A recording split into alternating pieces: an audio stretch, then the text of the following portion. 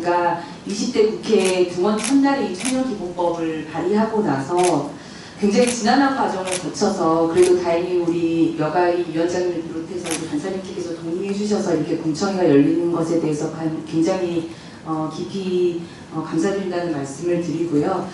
하지만 그럼에도 여전히 과제가 좀 많은 상황입니다. 이게 대체적으로는 상임위에서 공청회가 열린다는 건 이 법의 이제 제정 수준으로 간다는 걸 전제한다는 얘기인데, 실은 오늘 논의에서 당장 소방부처를 어떻게 하느냐가 여전히 쟁점이라는 건 제가 봤을 때 이게 지금 또 재정 수준으로 안 가려고 지금 이러는 건가 하는 우려가 듭니다. 그런데 이제 제가 이게 법안들이 기재위에 있어 몇 개의 법안들이 있고 여가위 몇 개의 법안들이 있는데 물밑 작업으로 이 법안을 어떻게든 통합해서 여가위에 논의를 하려고 했었는데 어쨌든 그것도 불발이 됐어요. 그래서 법안이 좀 흩어져 있는 상황이고, 근데 다만 지난해 저희가 이제 청년 미래특위라고 하는 국회 특별위원 차원의 그걸 하면서 저와 김병관 의원님과 최인대 의원 각 당의 3당 간사가 어쨌든 의기투합해서 이제 단일안을 만들었습니다. 그때 이 단일안을 만드는 과정에 우리 여가부도 배석을 하셨고 국무조정실에서도 배석을 해서 대체적으로 이미 공론화된 합의를 이룬 겁니다. 그래서 이 소방부처도 뭐 기재부로 할 것이냐, 여가부로 할 것이냐, 국무총리로 할 것이냐라고 놓고 봤을 때 이 청년 정책이라고 하는 건 소방부처도 중요하지만 이미 소방부처에서 아주 다양한 청년 정책들을 이미 수립하고 있기 때문에 문제는 뭐냐, 이 소방부처마다 하고 있는 청년 정책이 워낙 제각각이라서 다만 기본법으로 이거를 총괄 조정해주는 역할의 컨트롤 타워가 필요한 거다.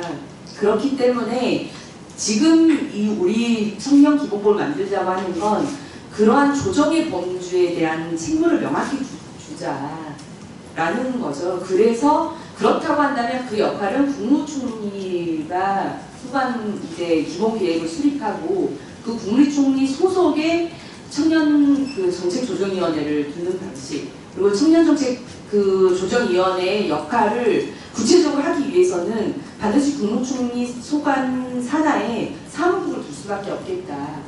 그런 방식으로 해야 가장 조정이 가능하지 않겠냐라고 하는 나름의 좀 결론을 내린 겁니다. 그래서 저는 몇 가지 이제 질문을 좀 드리고 제가 당부하고 싶은 말씀과 이제 상임위원장님께도 좀 부탁드리고 싶은 말씀을 다 말씀드리고 나서 각각 답변을 좀 해주시길 부탁을 드리겠습니다. 그래서 우선 첫 번째는 연령과 관련해서도 저희가 결국 34세로 조정을 했던 이유가 있습니다. 뭐냐, 39세로 넓히는 것도 필요하긴 하지만 지금 딱 특정해서 가장 이 청년 정책에 대한 수혜와 혜택과 지원이 필요한 대상층은 34세로 두자. 다만 지역에서는 39세까지도 되는 곳이 있고요. 45세까지 지원하는 곳도 많습니다. 그러니까 지역별 편차나 지자체가 그걸 소화할 수 있는 범주까지를 감안했을 때 그래서 우리가 제한 규정을 뒀어요. 그래서 제6조에 다른 법률 등과의 관계라고 하는 부분에 대해서 다른 법률과 지자체가 그 소관 사무에 관하여 법령의 범위에서 정하는 조례에서 연령을 다르게 적용할 경우에는 그에 따를 수 있다. 그러면 이 취지를 충분히 달성할 수 있지 않겠냐라고 본 겁니다. 이 부분에 대해 송광 변호사님께서 최종적인 의견을 한번 말씀해 주시면 되겠고요. 그리고 이제 우리 권기원 박사님께서 그 말씀을 하셨는데 저도 중복의 여지에 대해서는 일종으로 동의하지만 청소년 기본법의 실은 주 대상은 정기 청소년이죠. 9세에서 24세 중에서도 9세에서 19세에 거의 많이 한정이 되어 있고 후기 청소년 제도들을 거의 갖고 있지 않습니다. 그래서 저는 다소 중복되더라도 지금은 이 19세에서 34세의 대상이 특정 짓는 기본법이 좀 필요하지 않겠느냐, 이거에 대한 최종 말씀을 주시면 좋겠고요.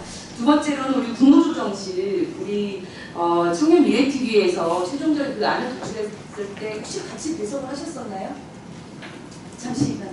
아니시죠. 네. 이 자리로 온 지 아직 2달이 안 됐기 때문에 예. 서류로만 봤습니다. 예, 아시는 대로만 그때 당시에는 이제 국무총리실에서 이제 그걸 받아 안겠다는 입장이었습니다. 최종적으로 여가부나 이렇게 조정을 했을 때 국무총리실 안에서는 이 법안이 통과되는 대로 준비를 하겠다는 의지를 좀 나름 표명을 하셨습니다. 그래서 이에 따른 준비가 지금은 어느 정도 조금 되어 있는지에 대한 말씀을 해주시면 좋겠고요.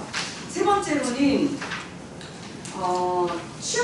청년 취약계층에 대한 부분입니다. 그래서 이 기본법은 이제 기본적인 이제 대상에 대한 부분의 연령으로만 구분을 해놓고 다만 취약계층에 대해서는 이제 별도로 해야 된다라고 하는 조항은 좀 미약하게 있지만 이게 좀 특수적으로 좀 필요하지 않겠냐라고 하는 부분인데 이 부분에 대해서는 백경훈 우리 진술인과 김기현 진술인의 의견이 조금 갈리는 것 같아요. 그래서 기본법에는 취약계층 청년을 지원할 수 있다는 근거 조항만을 두고 구체적인 사항을 별도의 특례법으로 지원하는 것에 대해서 어떤 의견이신지를 간략하게만 말씀해 주시면 좋겠고요.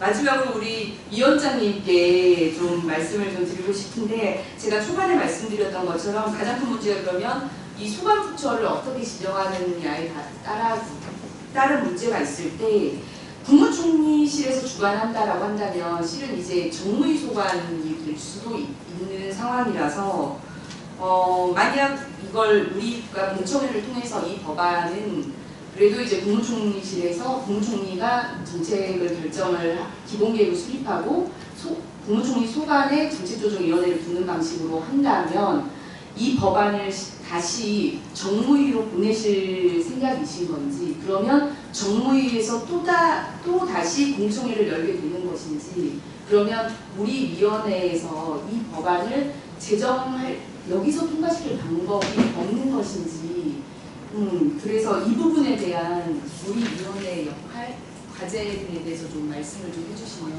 좋겠습니다. 네, 이상입니다. 네.